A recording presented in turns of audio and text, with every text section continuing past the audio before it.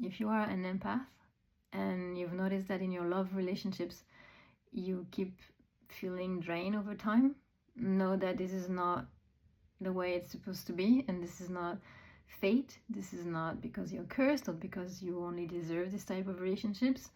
It's actually a pattern that you developed from childhood, where you imprinted a belief that to be loved meant to be needed. In this video, I am sharing my personal story about how I unconsciously betrayed myself in the name of what I thought was love, and what it took to break the cycle. If you have ever felt unseen in relationships while you were giving everything, well, this transmission's for you. As I woke up, I had a memory that came to me of being a child, and tell me if that resonates with you. So being a child and being very empathetic, having constantly to check on the pace, the pulse of the other person that I was living with, aka my parents, and especially my mother, and therefore having all of my attention, all of my energy on her, and trying to make her feel good as much as possible, because she was very depressed, and thereby completely forgetting my own needs. As a child, I didn't even know I had needs. My only concern was like, my mom needs to be okay, and why is my mom not okay? And so I tried everything I could to understand, and I did understand actually very intuitively why she was as she was, like why she would not be present for me, why she would lock herself in her room in the dark for days. And I was feeling very sad about this. There was nothing I could do about this, and I certainly never complained about it. How could I complain seeing her being in so much pain? Impossible. So that's how I grew up. And because that happened in the course of my childhood, and that you may know that everything you learn up until I think you're 7 years old are like becoming rules and truth and your core beliefs in life, so they play out during your adulthood all of the time, even if you're not aware of it. So I realized that in my romantic relationships, what's happening is very similar. It's like if the person I am with is going through things that are very difficult, I understand very easily where they come from, why they feel like they feel, and I can also see how it could change, but very often it's not to me to tell them what they need to do, although like the natural pull that I have, the like savior thing, like I can help you, I can fix you. Well, no, you can't fix anyone.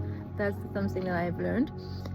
But most importantly is like what's happening is like all of my focus is on being the support that they need and forgetting my own needs. And that's for a while that can work, but if it lasts for too long, then what happens is that you start to lose your vitality, because you don't receive as much as you give, and that means that in the end you can't give anymore, and you feel depleted completely, and you feel unseen and unsupported, which is the case actually. And also what happens is that the person who is now very comfortable with receiving your unconditional love and support without having to give anything in return, or very little, when you retract because you need to recharge because it's too much for you, and you're not doing this because you want to hurt them or just because of survival, then what happens is that they don't understand what's going on, and the dynamic may start to become toxic. So I mean, it's unbalanced. Everything that's unbalanced becomes a problem, I would say. Then that necessitates some communication, and like open heart communication, and being aware of actually what is going on there. So it's not a question of blaming, you did this, you did that, you didn't do this, I did that, and blah blah blah. All of this is not going to be helpful. What's helpful is to understand where the pattern comes from, so that you can really identify it for what it is, and if that pattern don't do anything about it, it's going to keep playing all over, over and over again in all of your relationships.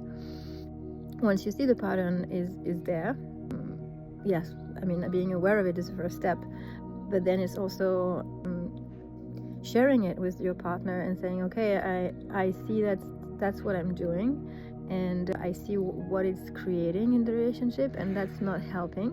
It's not helping me, and it's not helping you in the end, or us.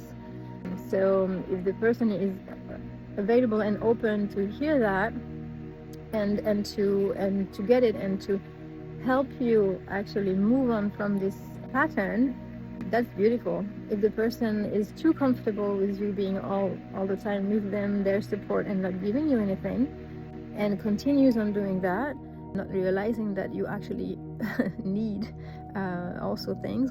It's not being needy, it's just the normal way of life, is giving and receiving. Then if they don't understand that, or if they're not able to do that because they are in so much pain, even if you understand that they're in so much pain, doesn't mean that you have to stay.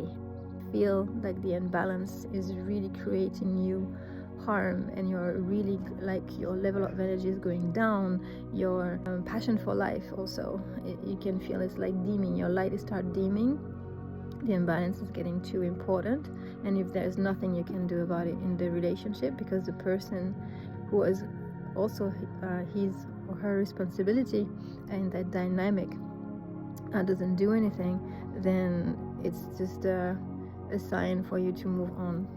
Yes, I'm sorry to say this, and it's taken me years and years and years and years to actually really be okay with that, because I had the feeling that the belief that if I left those people, like my mother or partner, although they were suffering, I was betraying them.